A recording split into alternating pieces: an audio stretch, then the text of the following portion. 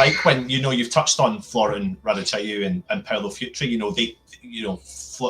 Radicau came off of the Euro 96, a good tournament, and Futre came with such a big CV, I suppose you could say. So coming into the club, and when you were at the club, what was it like kind of welcoming these guys into the club?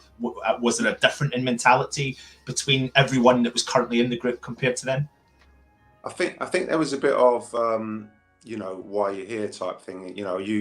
I think it must be, if you get a player come in and you think that you're playing on a Saturday, everybody's got to give their all, and you think that they're just there for the money, or that it's the end of their career and they don't care that much, but it's still the middle of your career and it means a lot to you. There's that sort of question that everyone's looking at in terms of players like that coming in. And for us at the time, I remember, I might have told this story before, but the first day that Paolo Futre came to training, and it was in pre-season, and we were the first day of pre-season, we'd all sort of meet up and go. It's like, we're down Hainault Forest by the lakes going for a run, sort of thing. And I remember there was rumours about Paolo Futre and whatever. Anyway, we're there, parked our cars up, having a stretch, waiting to start. And this big black limo comes up, and out steps Paolo Futre. And we're like, oh, wow. So he walks over. Hi, he was a nice guy, a really nice guy. He had a little stretch, and we started running. And he did a couple of laps, if that, and got back in the limo and was gone, And we're like, all right. Jonesy says that story. Wow. Yeah, this will be interesting. And I remember another one comes to mind. Sorry, I don't want to go on the stories, but no. I remember Dumitrescu's first training session. And again, apologies to anybody if I told this story before, but it comes to mind. And I was with the physio, John Green, having a jog round, recovering or whatever, I can't remember exactly.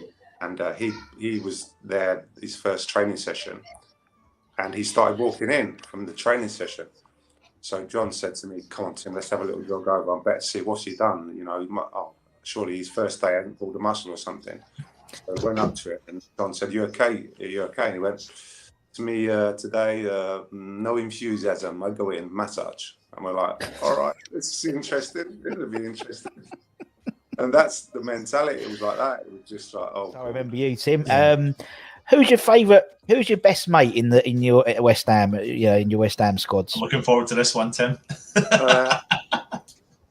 It's funny enough. Probably, I would say Stevie Potts. We ended up rooming together, and even though I came into the club to sort of replace him as it was, because he was playing right back at the time. Yeah. And then he ended up, he's having his best years at centre half. So indeed, I like to hopefully that I did him a favour, that he then went to centre half and was phenomenal there.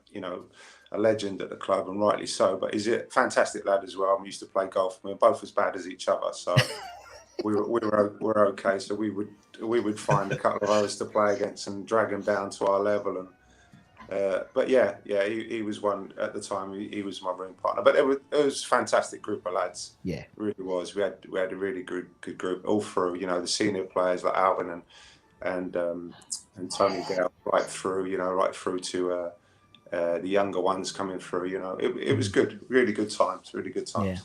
No, it was a great squad. As it sort of was 9 years. I mean, in essence, lots of, there was, as you said, a changing of the guard. It was from a non-Premier League football into the Premier League, and then sort of the influence of Harry as well in the foreign players, and there was a real changing of the guard. It seems sort of across your night from where you started to where you ended at West Ham. Yeah, completely really different sort of mentality. And also, speaking of Europe, because obviously we're in Europe, we kick off in a couple of weeks' time.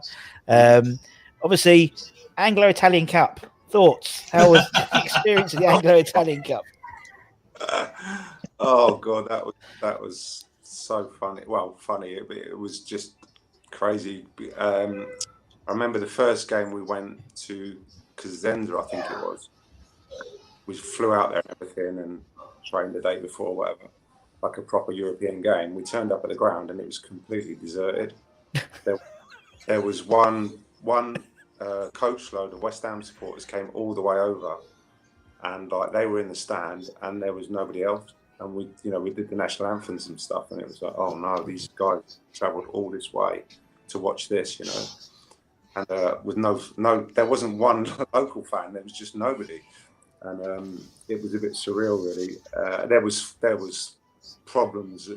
The culture was so different as well because, we would tackle. They didn't like a tackle, but they would sort of spit and pinch, and we were like, what are you doing? So there was fights all the time. It was like that. It was just there was sending offs, and I think we went to another game, and there was an absolute downpour, but because we didn't want to go back there, we just carried on with the game. And I remember, I think Clive Allen was playing, and he was trying to flick it out of a puddle to kick it. It was like that, and it would have been called off. And we came down. It had there was a tunnel underneath. It was like a track and a tunnel underneath, and it was sort of, the water was above our ankles. We were wading through this water to get to the dressing rooms, but there was no way we'd call it off because it was like, we're not coming back again. Come back here again, yeah. But that's what I remember. I remember more the hassles of it and like the culture thing and there was always problems, always sending offs, and both sides, you know. So it was different. It was different. yeah. European thing now will be should be amazing for the club. It'd be fantastic. All that worst car you've owned? Worst car I've owned. I had a Mini Clubman back in the day, and if you went over about 60 on the motorway, it got so hot you had to open all the windows and open the fan. Even if it was summer, you had to have heat blasting out just to get the heat overheat go down.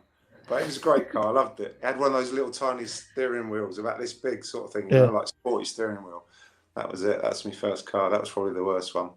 What's the most extravagant purchase you had as a footballer? Purchase? Yeah. Not really. I didn't really. I bought a BMW once, but then it got a cut. As long story, a coach reversed into me and smacked it all. So, you know what? Maybe not. And that was a black car. I had black cars, and every time I had a black car, I had a problem with it. But there we go. I wasn't really that type of extravagant at all. No. Notorious to clean, aren't they? Black cars, black and white cars are just the worst cars to get because they're really hard to keep clean. I know of my black Mini. I know it's always the way. Who would come back in the worst shape? Oh, this isn't nice, but okay. In pre-season, who had a good summer? Who'd normally have a good summer? I don't know. Who could I say? I can't think of who. All right, let's go the other way. It's been nice. Who'd come back and was like, hadn't missed a beat.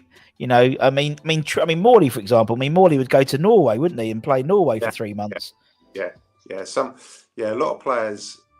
The old thing used to be when you got back to pre-season, everybody, I've done nothing. It's going to be a struggle. But you knew that when they were away, that they would have still been doing stuff because you couldn't just turn up. Nowadays, you get a program and everything. Yeah. And I had 1 year when I got injured, last game of the season. This was back in the Luton days. And so I sort of had to train the whole time. But when I started pre-season, I felt so good. So then after that, I'd have a week doing not a lot, maybe a bit, and then I'd start running. Yeah. But only, not stupid running or cycling or something. And you just got to know that that's what you had to do to come back and not struggle in pre-season. Yeah, I suppose also the sort of the beginning bit when obviously when Bill was around, obviously everyone said Bonzo was the fittest guy at the club and was still the fittest guy when he was the manager, and he said those runs in Hainault Forest. But really looks forward to them, to be honest. Yeah. So the worst shape one was probably Footre when it comes to it. Yeah, we'll give him that. Yeah, we'll give him that. Yeah. Yeah. And actually, Jonesy's told me the exactly same story that you said, and someone else did as well. I can't remember. Oh, it's going to annoy me now. No, it wasn't Michael Hughes, but someone else did, and it was like word for word. And I was like, when one person tells you, you think, it's an after dinner speech. But the fact when there's three, it's all good. That's brilliant.